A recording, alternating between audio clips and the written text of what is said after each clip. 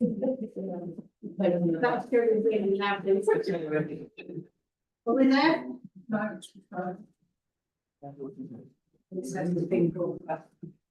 Okay. Welcome to our September County Council meeting. Do we have any apologies? Apologies from Councillor Singh. Thank you. All set, those? Yeah. Thank you. Any declarations of interest? No.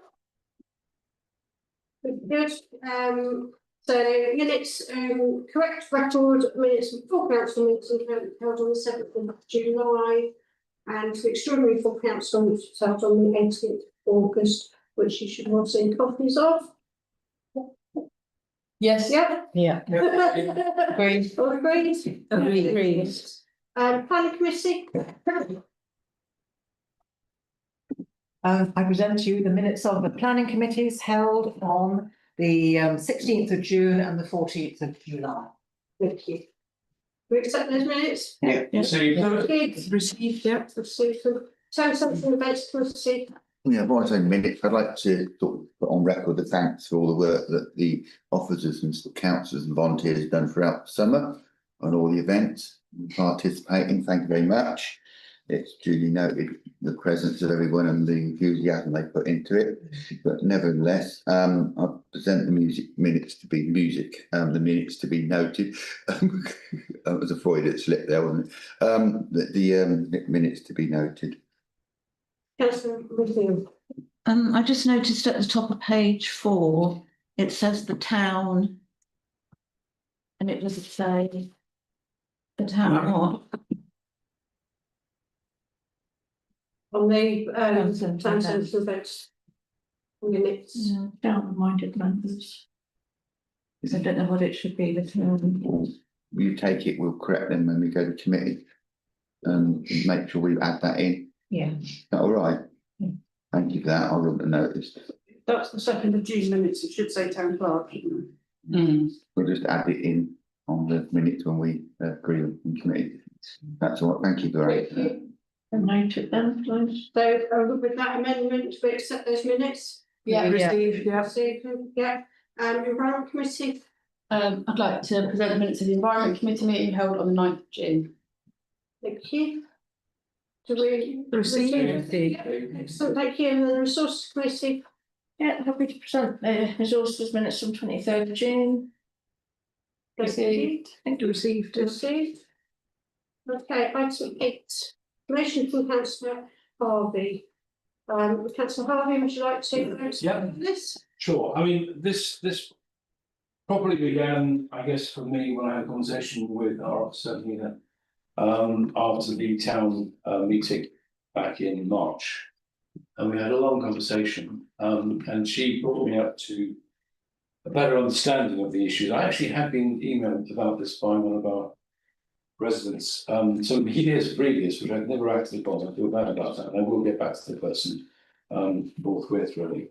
And basically, it seems, and I'm not really aware of this too much because I don't really go to playgrounds a lot these days, except the younger ones with my grandson. But it seems as if there is growing research that a lot of ways playgrounds, play spaces, and sometimes play events are designed. They're designed unwittingly and unconsciously from a boy or young man's perspective.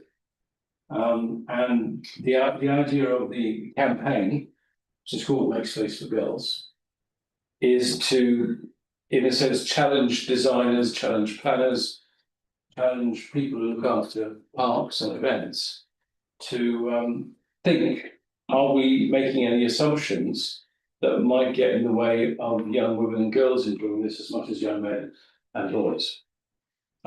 So I know there are elements of the neighbourhood plan which addresses this, which is great. I guess, but I'm wondering whether there's anything more that we could be doing in support of this campaign, because I think it's a wholly good campaign. We want girls and young women to use our play spaces as much as boys and young men. It should be open and accessible and pleasing and attractive for all youngsters, not just of a certain gender. So that's the basic motion. I hope you had a chance to look at the website. There is a link to the website, obviously in the motion there. And I did buy a T-shirt to support the campaign, although I have been advised strongly that wearing a T-shirt which says "Make Space for Girls" is not a wise thing to do. But I have got a T-shirt in my wardrobe for supportive reasons, as it were. I hope you'll see there is a lot of research and a lot of ideas around this. I mean, just one idea is often when I don't know, benches or sort of seating areas are put next to playgrounds, they're put in such a way that anybody sitting in them is sort of looked at. And the evidence seems to be is that girls like to have a bit of space away, maybe, where they're not being spied and glared at, as it were, by a bunch of lads, as it were. So, and there are other things too about, performance spaces, and a whole raft of things that had never even occurred to me, speaking as a former boy, although still a bit of boy inside me. So that's the motion. The motion is not to do anything at this stage other than to ask for a report, to ask the question, what more? If anything, maybe we're doing as much as we can, but essentially what more could we be doing to, quote, make space for girls? Thank you, John. Just like to say, I heard a quote once which was little boys don't ever grow up, they just grow bigger. So I've got Councillor Stutchbury, then Councillor O'Donnell here, and then Councillor Draper. Yeah, I couldn't open the link. I tried it on live, couldn't open the link, so I couldn't read it. So it's wouldn't open. So nevertheless, that's my downfall. But I'll just draw attention to the fact that that we have got a parks policy, which was done so many years ago. Maybe if I was to suggest anything, that this sort of thing should be directed to the parks policy, where we have our own policy on play equipment and stuff, which we did for about 2010, if whatever, and it might be a good idea to move it to that as a way of revisiting that parks policy. The reason we've got a parks policy is we no longer have we didn't get the Heartland, because we had to wait to do a parks policy, so we missed out on gaining the Heartland at the time. And by the time we'd actually written a parks policy, the district council were no longer interested in passing us the land over. We won't go into the history of that, but that's a fact. So so I think maybe I would propose, if one would accept it, that we recommend that this motion to Environment Committee in conjunction with the Town Council's park policy, which is where we've chosen types of play equipment or whatever. And if we haven't reviewed it as a committee, as a council for a while, your motion's a catalyst to actually review it, John, against what things have changed a lot in 10 years. Opinions have changed, the world's changed. So I think that's where I would think it should go. And then it can make more influence when you're looking at equipment and purchase, because the policies were in there, what we wanted to do as members. Don't recall it coming back to committee for a long time, but it was there. Thank you, Robin. If you don't mind, John, I'll take the other ones and then let you back at the end, if that's okay. Thank you. I have no doubt that Emma on a Thursday night youth club wouldn't mind somebody from the staff team or myself to or John to come in and talk to our young people. I've not heard any issues personally in the years that I've worked there, but you know, going even by the skate park competition, there's probably a larger number of girls this time around than there was even last year taking part, so that was good. But yeah, I have no doubt that youth club leads wouldn't mind using our youth club as you know, a dipping ground for any information or feedback. Thank you. Councillor Draper. Yeah, thank you, John. Yeah, I think this looks really good, and I've managed to get onto the site. I think there's a thing at the end of the hyperlink, but yeah, the site that you linked is really good. I think it would be really positive to engage with young people in the town, especially young girls. And because it is that thing of, you know, women, girls, we're adaptable. You know, if an environment isn't built for us, we adapt to it. So, you know, more young girls have been going to the skate park and skate park events because although it may be like a more of a male dominated area traditionally, they adapt because they want to go and town. So I think actually, because at first I was like, well, you know, why go? You know, I'll be honest, I envisioned, you know, ideas about painting everything, putting princesses on everything. But actually, having had a look through, it's really sensible, and it is about, you know, it's not about stereotypical gender differences. It's just about, well, what do they want? You know, they're not trying to say this is going to work for every single girl everywhere. They're saying speak to the young girls in your area, speak to the girls within your council catchment, and see what they want, because they might not want anything separate. They might not want anything different, but they might. So we're giving them a voice, we're giving them an opportunity, and I think that if we could use the youth centre, that would be great. And I would be more than happy for it to come to the environment if that's deemed something.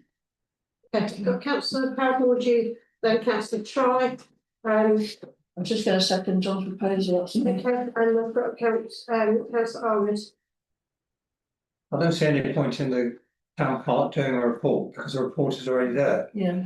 I think that the town clerk and whoever is responsible should take into account both young girls and girls as they should men. Otherwise, we could be claimed prejudice.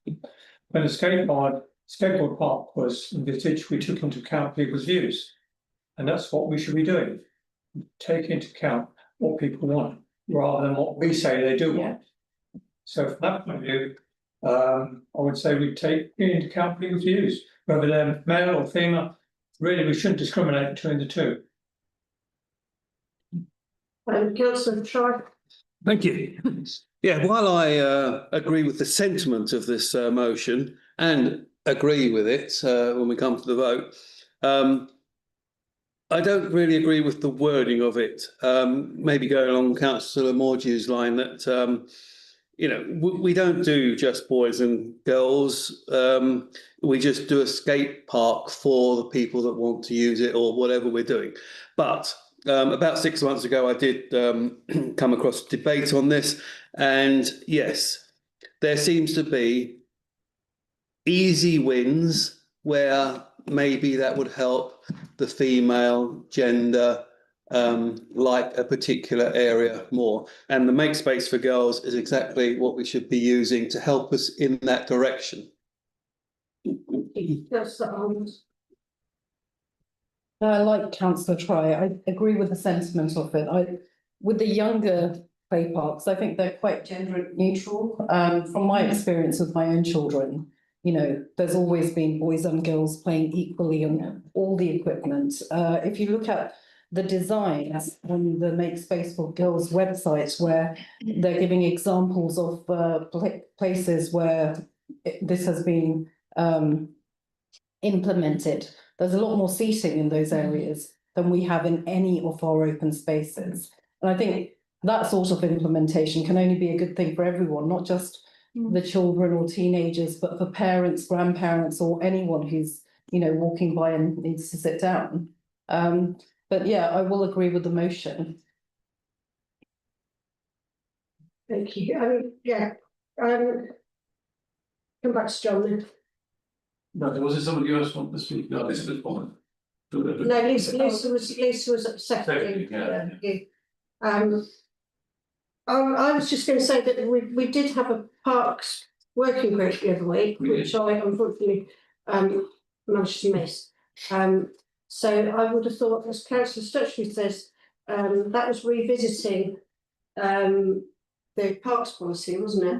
And I would think that this would sit within that under the auspices of the Environment Committee at the end of the day. I felt that there were potentially planning matters in this as well, so it should buy back for councillors more suitable. Okay.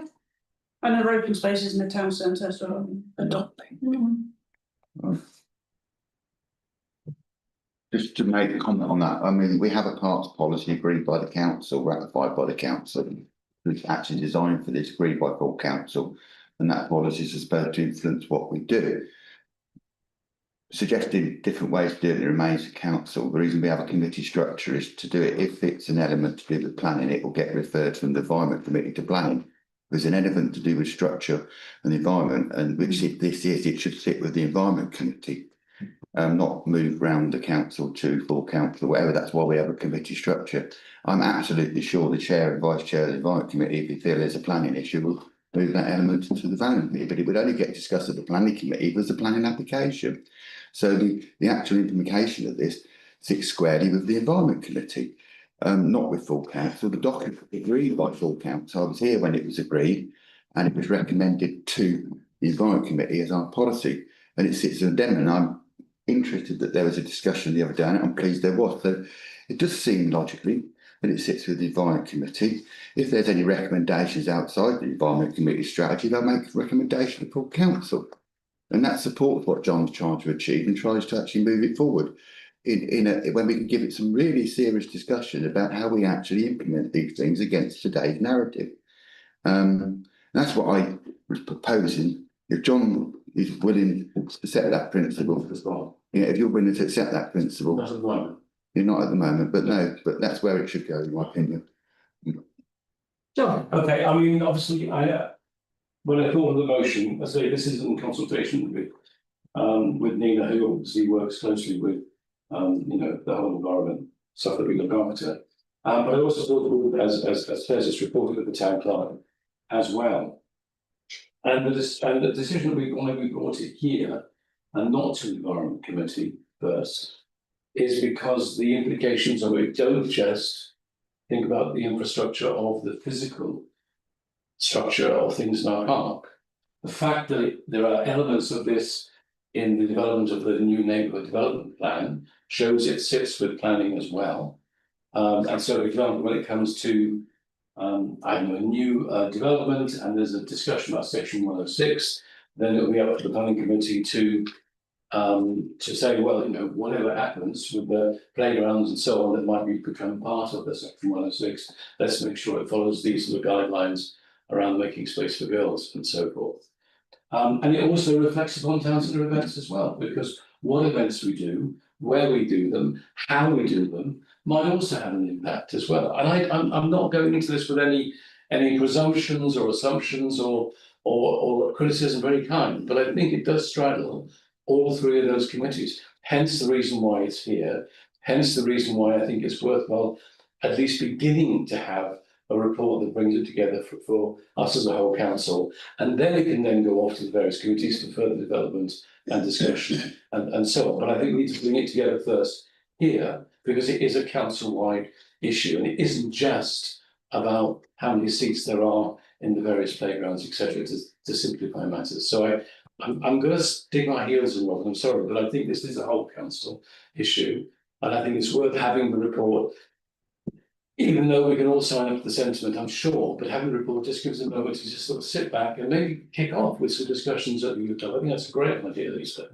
And maybe with young carers too, I'm a young carer, volunteer as people know, and have some conversations there. Although, at my age, talking with young girls about what they want to play with is not the best look in the world, and I think it's better if it's coming from probably people who are younger and probably of a different gender. So I think, because I think people open up in different ways and think about different things depending on, the people that are there asking the question. So I think it's something that needs a bit of planning and thought. And I think, as I said, I think it's a great idea. So why don't we have some of those conversations first? Maybe get Nina involved in that. I'm sure she'd be most willing to spend a bit of her time looking into this, and then make that the basis of how we take things forward. But I repeat, it's got to be a whole council thing at this stage, and then filter down through the rest of the committees as that report identifies, with probably recommendations that TC&E, planning, environment, whatever, take on board. And who knows, maybe we'll precept for some of this, and maybe it's a resources issue as well. I don't know. I just want us to look into it and take it a stage further from my initial concern into something a bit more substantive. That's the basis of the motion. Thank you, John. Anybody else? Just check. I believe, sorry, I think we have a proposal and it's been seconded. I think we should take this to the vote now. Thank you very much. I was just going to so the same. Okay, so we go to vote. All those in favour of Councillor Harvey's motion. And I think that's unanimous. Thank you. Thank you. Thank you, John. Thank you, everybody, for. Item 9, which is to note the following. There's something to say on that. Sorry, I'm sorry, I just. we've just finished that item. Well, we're moving on to item 9, That's what I'm yeah. gonna say on it. We're on item 9. Yeah. Item 9 is affordable housing, key working housing. To note the following 2 documents provided by Councillor Stutchbury, which offer relevant information. We should all have a chance to have a look at them. The agenda item is to note it, so I don't want to start having a huge discussion about it, but I will hear Councillor Yeah, Stutchbury. firstly, I very apologise to you. There was 3 documents. You haven't had them all. I sent them in July. And I had a discussion with the clerk that's continuous since July. If you recall that we had a discussion here where we wanted the document on the affordable housing in the business case, I provided that document to the office in July. It's not here, so we will note these 2 documents, and I suspect that we will bring that document back because it was something that was an action of this council seeking a copy of it. I got a copy of it. You remember in 2020, I put a motion to Buckingham Council to look at affordability and business case for social housing. Took me 5 years to get the document. I wanted it here to know I've got the 2 documents from Buckingham Council, but not the document took 5 years to get.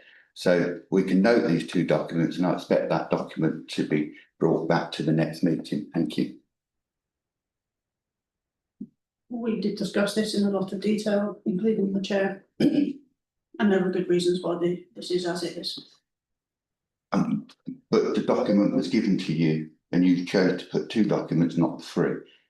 Well, the other document was no more relevant than these other 2 documents. The document over the business case for affordability, it is not in here. It was given to you in July. Can we agree to have a look at this at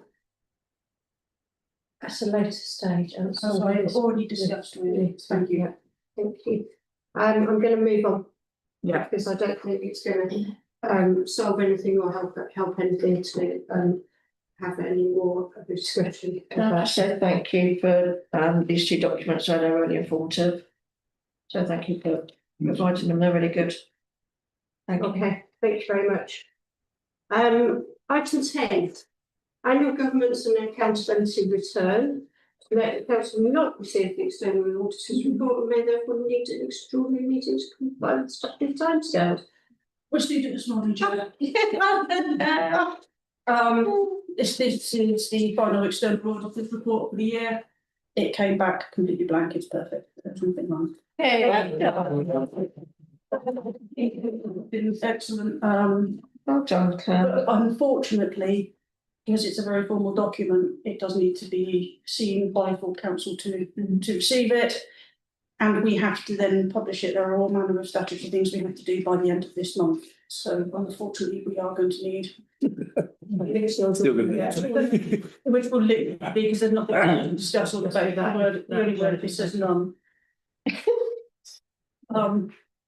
Yeah. Thank you for your contribution to governance. Yeah.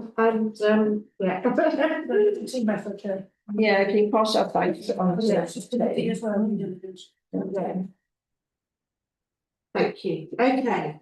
Item 11, to receive the notes of the presentation of Buckingham highways on the updates to the railway.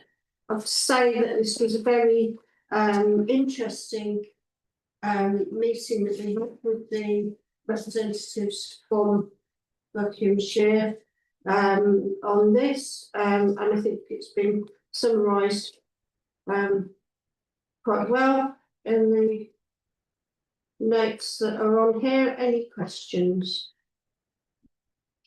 Happy to receive. Councillor Harvey.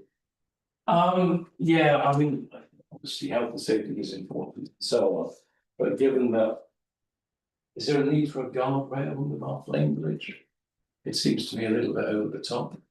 I'm not sure if that bridge is any lower than the other bridges on the City Walk and Railway Walk. They've looked at the levels, and they do feel that it does need something on there, and from their surveying of the bridge, it looks like there was a rail there previously, but there's no, we've been trying to find some evidence of what it looked like. I found evidence of other bridges, similar bridges in different parts of the country, which have got a rail, which I would presume it would be similar because they basically did the same thing in those places, but. Councillor Secretary? Yeah, I mean, it was a very thorough meeting and everyone who attended it had their chance to question the team. You'll see in the minutes the time frame around it. They've taken into consideration many aspects of what has been raised by the town council and what was raised by the pre-meeting, which was with the local members. I think they've managed to capture most of the concerns, most of the thoughts, and even so far as to the interface between this and the possible St Rumbold's entrance and everything. So I think we've done that, and we asked them about, as the mayor rightly said, these elements, and it's to do with the height for somebody when they're cycling and such like and whatever, and they recognise the historic nature of the bridges. So what they're intended to do is do something which is sympathetic, not a steel shutters like on HS2. And they realise, and they stated that the great thing about the bridges is the fact that they offer a view through the town and their benefits. So I thought that they were very good, and they've given us an approximate time frame where they want to do it. Also, you will be aware that at this time I personally took part in it, the route modification order, which is to do with Station Road, which is mentioned, and that's ongoing. So could be by the time that they get to conclude the construction of it, that route modification order has been actually decided, which the late Councillor Isham made a huge contribution to, being born close to the railway and being able to talk about it from a longer period of time than any one of us could do. Thank you, Robin. I've got Councillor Draper and Councillor Troy. I was just going to say what Robin said. Yeah. Thank you. Just for those that weren't there, I cannot remember the name of their other funding partner, but that's a UK-wide funding partner, and they are trying to bring the standard of all of these walks or access areas to the same standard across the country. So, you know, the 1.4 metre guardrail or the 4 metre width where they say it's not possible is a highly wanted guideline by this funding partner, and that's what they try to attain, including the substrate and the path material. So and gradient as well. It shouldn't be so much, but they are flexible and they work with them to get the best for the environment that's there, so not to spoil it or go overboard. Does everybody have to receive those minutes? Yeah, we see that. Okay, the next item is badges. So we've got the report from Sarah Clark. Doing some digging into this. Would you like to talk on it? My friends. Yeah, so we're looking at the cost of the badges, which obviously came back last time at an extortionate amount, and members obviously had quite reasonable questions. We've had a bit of a conversation and negotiation. And the current supplier says that if we order 10 unnamed, so they will be printed up with the logo and everything, we can have them at a cost of £65 each. They will then name them up as they are required and then post them out to us for the cost of package and postage. Obviously, there's quite a significant reduction from £148.50 to £55. What is it? Just a bit. So we do have to find the £650 in one lump. Otherwise, option 2, unfortunately, you don't get a picture with this one because it didn't arrive in time to make the agenda despite being requested. I didn't, yeah. They're quite, it's difficult to describe, but they look quite similar to the current ones that you've got with the logo on, but they are oval and they're obviously more plasticky. They're not the nice solid engraved ones. And then we have a local offer of something much more understated. I know it's hard Okay, because without actually having it physically one in front of you, it's a bit difficult to tell. I did see whose hand went up first, Councillor Draper. Yeah, thank you for getting all these quotes together. I'd be interested to know how long they'll hold the 10 badges, the 10 unnamed badges for. They are a company that's been around for a very long time. They do a lot of regalia and insignia. We only have elections every 4 years unless someone leaves, which is quite a long time to kind of. I just feel that if they can sell them for £65 a badge, if we buy 10, then obviously their production costs aren't. The claim is that because they have to set up the thing to print the logo on the Buckingham Town Council, that makes sense. They use a separate tool. That they will print up 10 of them blanks with our logo and the Buckingham Town Council on. But bearing in mind we're only 1 year into this, not even 1 year into this new council, I feel as though buying 10 badges at a lump sum of £650 is quite a big chunk of money when we might not even need to use it. We might this may be the council for the next 4, 8, 12 years, who knows? But I mean, but you understand, you know, so that's a big investment for something that might not get used up for a long time. Could lose it. Right, Councillor Allen kind of raised this in the first place, so I'm trying to close it back round, and we had a good discussion previously at full council where there were some points made that we didn't want to move to a kind of 2-tier system where the existing councillors had nice shiny metal ones and we had something that looked like it came out of a Christmas cracker, I think this was said at the time. I don't think, I can't speak for Councillor Allen, but I don't think I would have raised this if they'd been £60 or £80 each. Yeah. It was really because there were 150 at the time, it was proportionate. So at this stage, I would be going for ordering the existing badge for the new councillors. I think there were 4 of us without badges so far then, so that would mean that 4 of the 5 were already spoken for, which might mean there's a case for 6 for moving to having 6 more overall. That's a bit better, isn't it? Councillor Armand.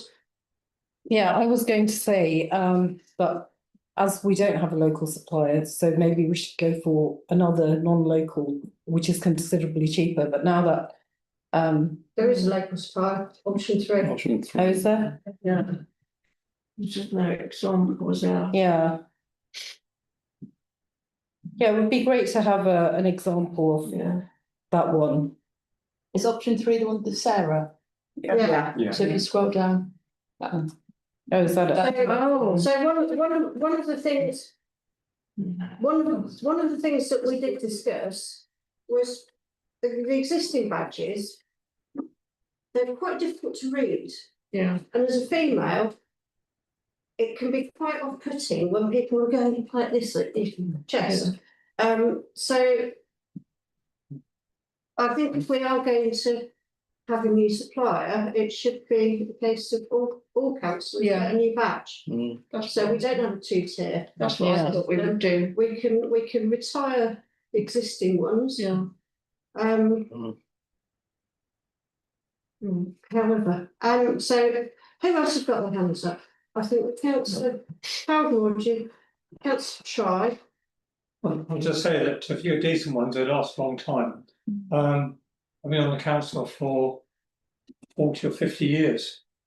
That badge lasts me quite well. I don't know whether I got it at the beginning or not, but no. But the other thing is, if you get a badge and you get a badge in, it'll last them 4 years anyway. You've got to take that into account. I do agree. It is a little bit small, but don't get something cheap because we have the reputation back in Town Council, and it should look something like that with a crest and the name on. You don't want something that looks cheap plastic. Councillor Try. Sorry, no, I was. Okay. John was no. John, yeah, Councillor Harvey. Oh, there's so many different factors involved in this, aren't there? I mean, I'm with Heather. I think the idea of there being two tiers of councillors does not sit easily with me. And I mentioned that before. And I think if we're going to go for a different style that can look significantly different, then I think we all need to wear. Yeah. I don't think it's going to be having some people wearing metal ones and some people. Everyone's going to be consigned to our memory sort of box to give theirs to our whoever we can leave our stuff to. And we will then use the same badges. But I think I'm also in agreement with Howard that it's got to look good. It can't look cheap. And I mean, you know, generally we don't spend a lot of money on ourselves. I mean, you know, I've been to Danbury Town Council, they all have gowns to wear. You know, town council ladies have to go there. So we don't do any of that regalia stuff. They must cost a pretty penny, I would imagine, those sort of gowns. So I guess I want to see them really before I make a decision. Yeah. I mean, I didn't appreciate, you know, the examples that can say, quote me for option 3 and so on. But I don't see it, I want to feel it. Yeah. I don't want to make a decision tonight whereby we then order 17 new badges and they come back and they look like somebody came out of a Christmas cracker, you know, to put Heather there. So we know what the existing one looks like. I'd like to see examples, at least of option 3, maybe option 2 as well, so that we can actually decide on that basis what's appropriate. Because I mean, you know, what size is the logo going to be? Is the writing going to be that much bigger than it is at the moment? Are people going to still be staring at chests and whatever?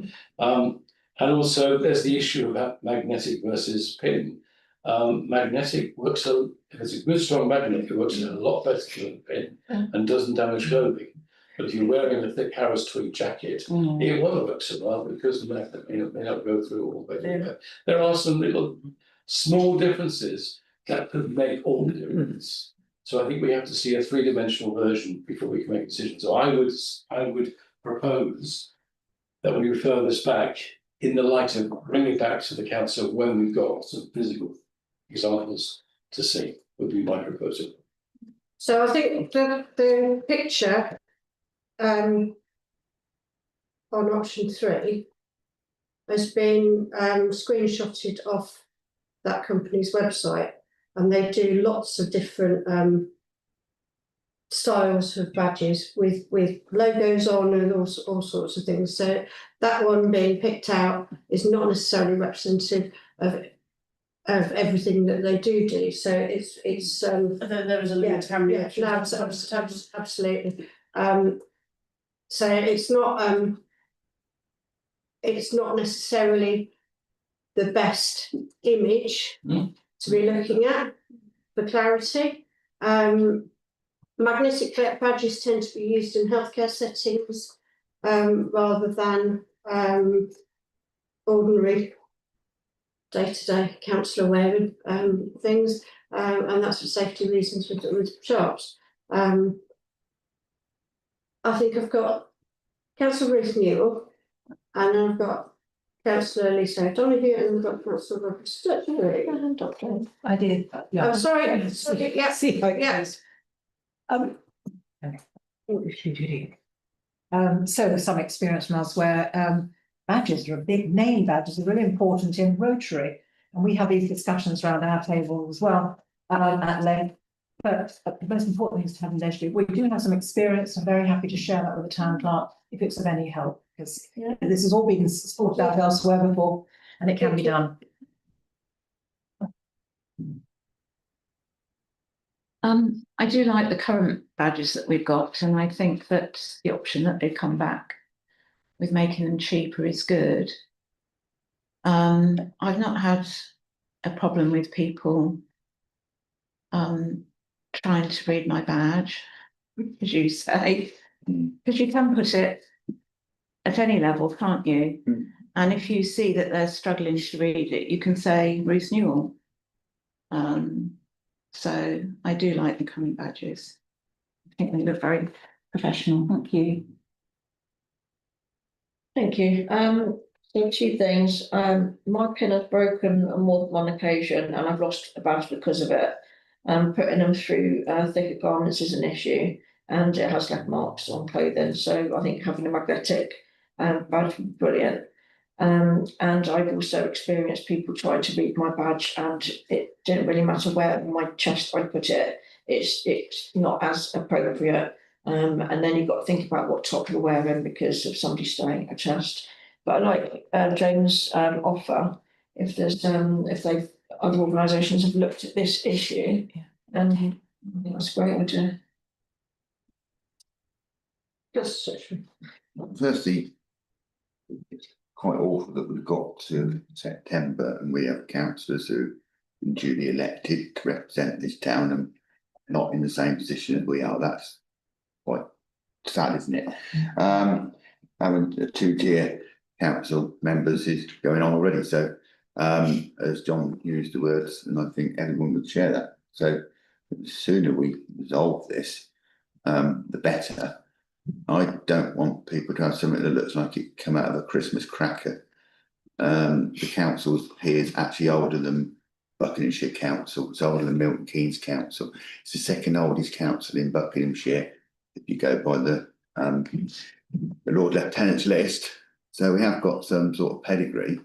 So I think if Jane's got some information which might help resolve it, I think that's good because other people have done the hours of discussion about their own badges. Yeah. Some helping resolve it, something that looks decent and appropriate. And I do share, I understand your concern about damaging clothes. But I also do know that magnetic badges just drop off, and you can't find them, and you're left with the badge somewhere in some vehicle or something, and you're left with the other bit in your pocket. And I've got one in here, and this is a magnetic badge. Look, this is the fire authority, and they just do this on your clothes. The reason I don't wear it is because it will just fall off. So I don't wear it. They've pretty much worked out who I am now, so I don't need to wear it. So there's no need for that. So, but I do think they are problems. It's making sure that the magnet on them is strong enough. The district council, the last time they brought out a magnetic badge, they were pretty useless, to be honest. They just fell off. Everyone who had the metal badge didn't use them because they just lost them. So I think that it needs to have a really, really proper, powerful magnet. And there is a difference in clothing. I mean, it's all right for me. I'd stick it on this jacket. It stays on it until such time as it gets washed, which such time as it gets washed is a big thing. So I think there is sort of, we need to be mindful of the fact that we don't want to ruin people's clothing because that's an expense. Clothes aren't cheap, are they? And if you're wearing something really nice and you go somewhere, you shouldn't have it ruined.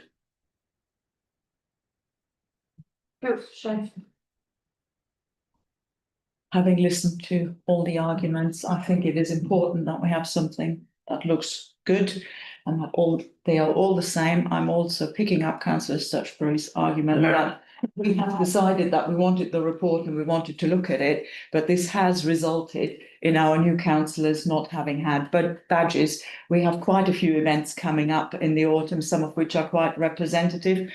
I would therefore propose that we order either 5 or 10 badges. If we order 5 at the cost of 82 each, 4 of them will be used straight away, then I feel that would be a sensible compromise. But my proposal would be, rather than delay the process any further, to actually order badges that match the current badges, and we'll get a much better deal than the 148, one way or the other. Councillor Harvey? No, sorry. Councillor Tony. Yeah. I originally just brought it to the table because I just think £148 is extortionate, and I've never been anywhere that a badge is that amount of money. I think badges we do have are very attractive, very nice and good quality, but there does seem to be a way of getting the same quality at a much better cost. So I'm pleased it's been debated, but I do agree that nobody should be without a badge at this point. So we need to look at that as well. Councillor Harvey. I'll second Mr. Shaper's proposal. That we go for quote B option 1. And explore whether it's possible to have a magnetic clasp on the back rather than a pin one. The company that makes them might be willing to do that. And might even be cheaper. Whether steel or not, the actual badges, isn't it? I can look into it. My thought, and having done a bit of, if you have a really, really strong magnet, A, it's difficult to prise off, and B, you start pinching your fingers in it, it can really be quite painful.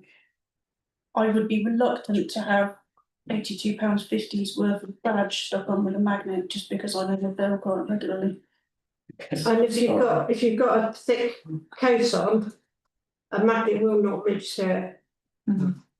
I like this. I like it's the way that I'm saying that they are generally used for healthcare settings where it's just on a tunic, not going through a blazer or a jacket or a. Does that work? True. I mean, I would say that the first magnetic badge I ever was given was a Jaguar Land Rover when I was doing some consulting with them, but that's a long time ago.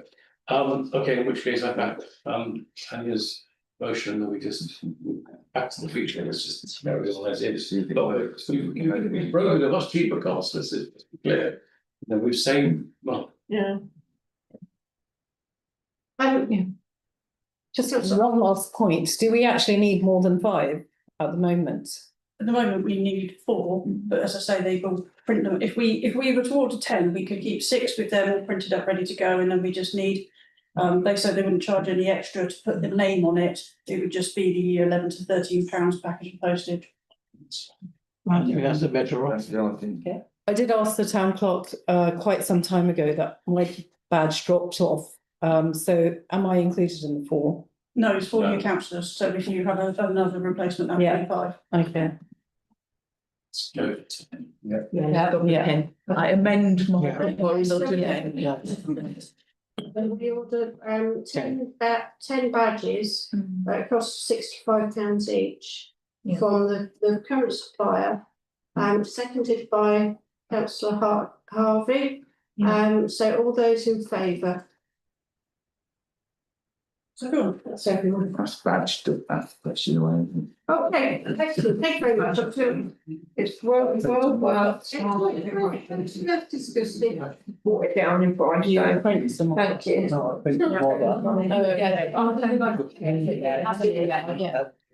We're still live. Thank you. Right, the next item is meeting with Stagecoach representatives. So the Port and Clark, the suggestion is that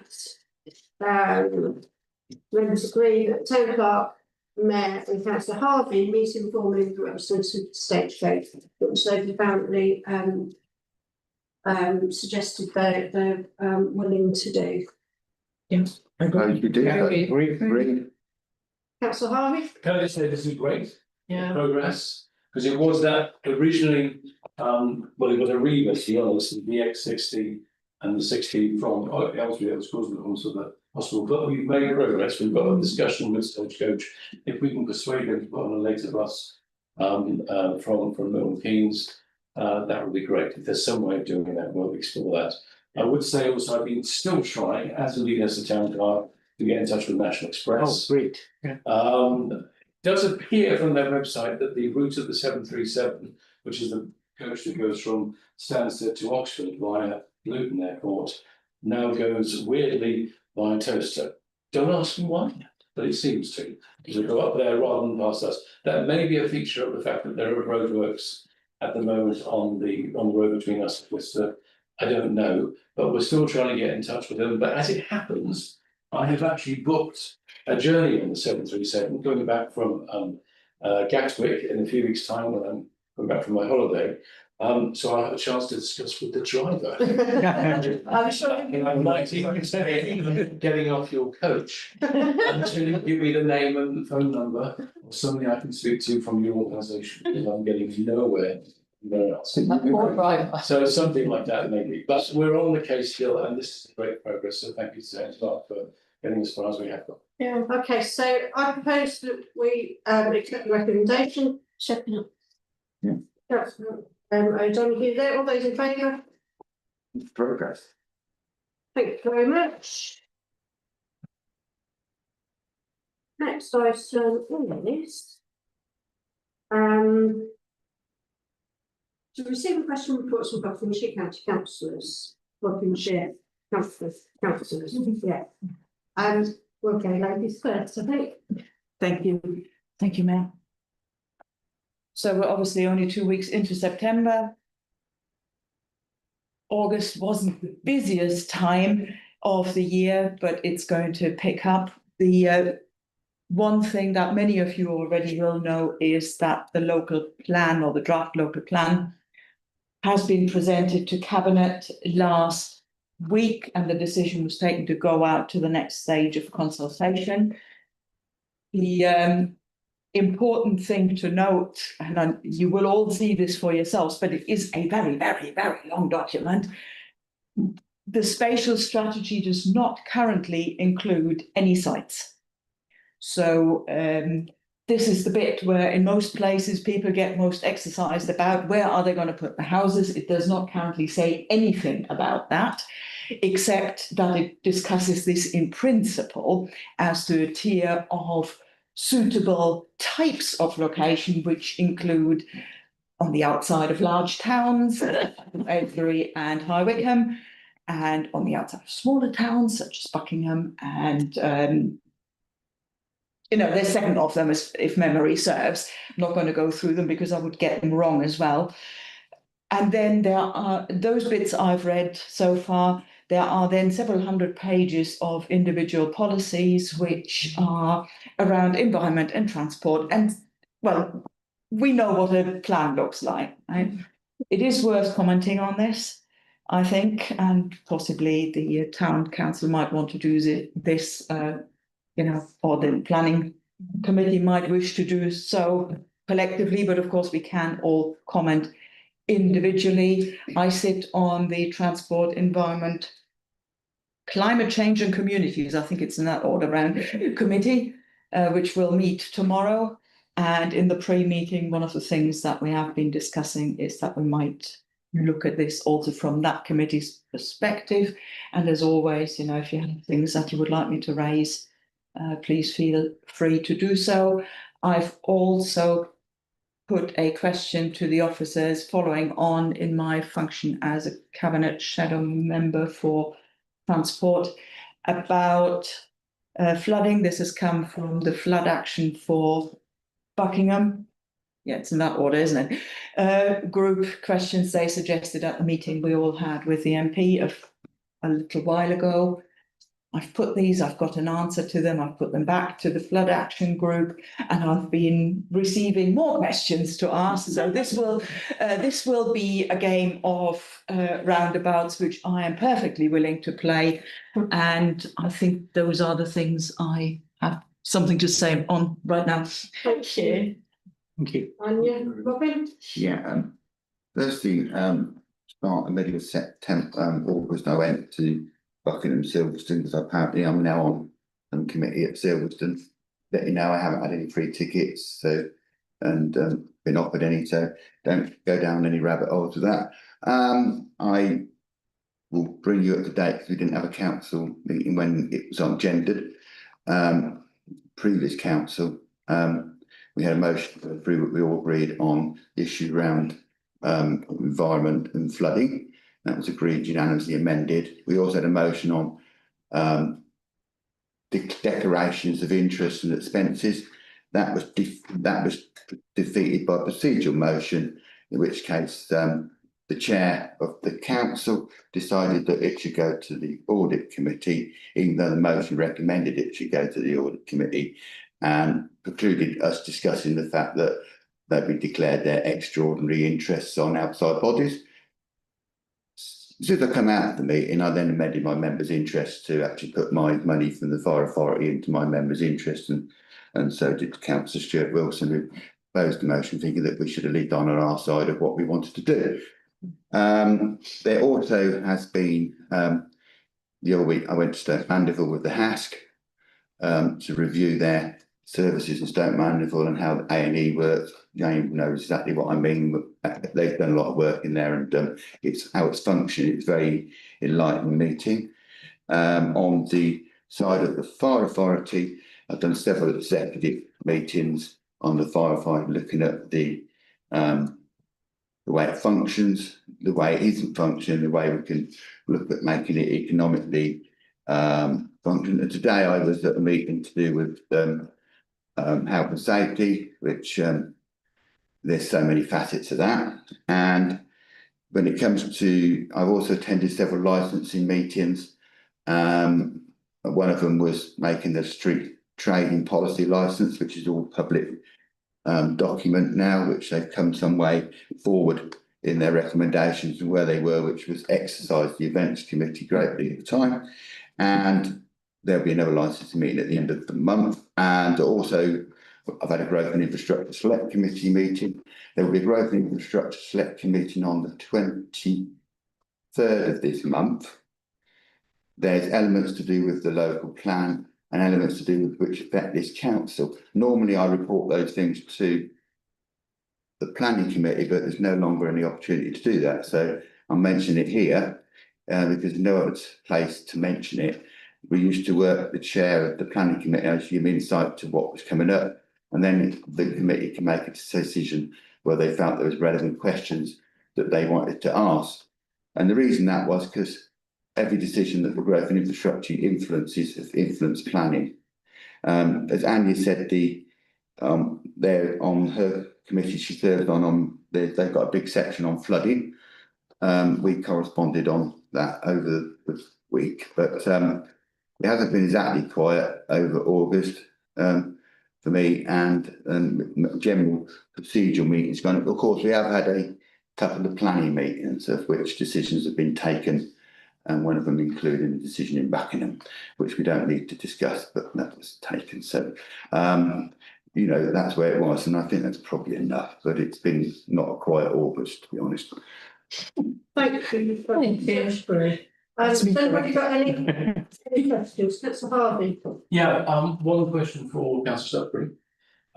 Given your involvement in Silverstone, one of my ongoing issues, as you know, is to try and get a fast coach service from Northampton through to High Wycombe via Silverstone and Buckingham and Aylesbury and onwards. And I'm wondering whether there's scope with raising that under your Silverstone committee, so you can get their support for such a coach, because I think it's about increasing employment opportunities for people working in Silverstone to get to and from Buckingham, obviously, but also to and from Toaster, to and from Northampton, and so on. It's a beneficial to the industry that's growing in Silverstone that there is a good public bus link. We all know Silverstone's a bit focused on cars, obviously, but actually people still need to get to work by methods other than driving if they don't have a car, can't afford to do it. Just on that, yeah, thank you, John. If you write to me exactly what you want me to do, I will take it forward. And on the Silverstone committee, just it was facing on tourism stuff, which fits in with what this council does anyway. Just as an aside, I did have a couple of meetings with cabinet members over this August. One was with the cabinet member for flooding, who came to discuss flooding issues with me in the town, and the other one was a cabinet member for fun, as I call him, who does the theatre and all that sort of stuff. And I tell you what he did say after visiting the Tourist Information Centre, what a jolly good job the town council does, and he was amazed at how much actually goes on there. And our officer in the town council gave a really professional explanation of what that she did on behalf of the council. So I think we should note when they were questioned, that was good. They were explaining what they did. And I didn't need to say anything, which was fortunate for everyone. But she was brilliant. And Actually, what's that? Yes, I only have them. Okay, so thank you everybody for that. The next item is the action list. Has anybody got anything coming from Councillor Harvey? It's not on a specific item, but I'm wondering if when an item of action is completed, just remove it from the list. There are several items on there which says completed. And I wonder therefore we just. So we did talk about this when we did the agenda planning, and in order for it to come off the list, we need to agree for it to come off the list. Okay, well, I'm proposing. Sort of. I can take things off the list if they're completed. Sometimes I report back to you, I've done it. Sometimes if they're really minor things, I take them off. So, Okay, all right. I'll leave it to the town clerk, but I just think that at least order it so maybe the ones that we need to look at are at the top and the ones that we maybe at the bottom. That would just be another way of doing it. Just. I think they're probably in. There is data for it. Yeah. Discussion. I'm just looking down the, looking down the action list and it says on 7.2, and it's one about housing, another. I have since resent the details of that motion, and it also didn't appear to be on the action list here. It must have disappeared when we actually asked for action of the town clerk to right to get the document which I referred to earlier in the meeting. I think that is on there. And I can't see it. It's my advice, mate, can't see it. Page 11 of 13. Yeah, okay, thank you. So that's on here. That was an action for us to obtain that document, just like it did. So when we've seen that document, members have considered it at a future meeting, but we can actually then decide what to do with it or remove that. Thank you. Anybody else? Okay. So then we move on to. No, back to two, yeah, very, very long list of mayor engagements. I don't know how the mayor has got time to. I have to say, it's been brilliant. I've just really enjoyed everything that I've done. Excellent. Thank you. Yeah, Well done. been great. So yeah, and unfortunately, because I've done so much, my deputy has not got anything on his list. There is one. There was one that Andy was going to attend on my behalf, so I wasn't able to, and then it got cancelled. So, but Even though I know the we will August now. allow him to be there when it gets rescheduled. Yeah, I've particularly liked the Mrs. Armitage on Wheels in Chanters Park. That was great fun. And the artwork unveiling, the banjo, yeah, anyway, it was all really good, lots of good fun, and I'm looking forward to doing lots more things as we go on. Well done, well done. Well done. Thank you. The item 18, chair's announcement, but we've got anything? Absolutely. Yeah. There will be an extraordinary consultancy for planning next Monday. In order to receiving this ratified date. And dates the next meeting, interim on Monday the 13th of October, and full council on Monday the 2nd of November. And at 20:04,